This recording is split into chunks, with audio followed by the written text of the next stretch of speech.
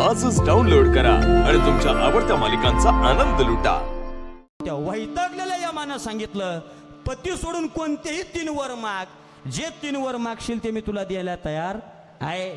त्या बिचारीनं पहिला वर मागितला। कोणता वर?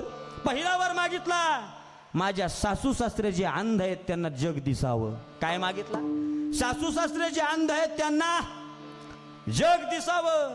गेलेलं साम्राज्य आणि आलेली खऱ्या अर्थानं दरिद्री अवस्था त्या आयुष्यातली कायमची निघून जावी म्हणून दुसरा वर मागितला, ऐश्वर्य संपन्न आयुष्यामध्ये जगण्याचं सौभाग्य माझ्या वाट्याला यावं। आणि तिसरा वर मागितला, जोपर्यंत मला पुत्र प्राप्ती होत नाही तोपर्यंत माझ्या जीवनातला पतिराज माझ्या सोबत असावा। 3 वर मागितलेले 3ही वर खऱ्या अर्थानं नकळतपणे यमराजाला मान्य करावा लागले आणि त्या सत्यवानाच्या वाट्याला आलेलं खऱ्या अर्थानं जे मृत्यूचं कारण होतं ते त्या काळाला टळलं। जो वर मागितला तो मागतानाच वडाच्या झाडाखाली मागितला आणि तो वर त्या सावित्रीला मिळाला। तेव्हापासून साजरी होती तिला वटपौर्णिमा असं म्हणतात।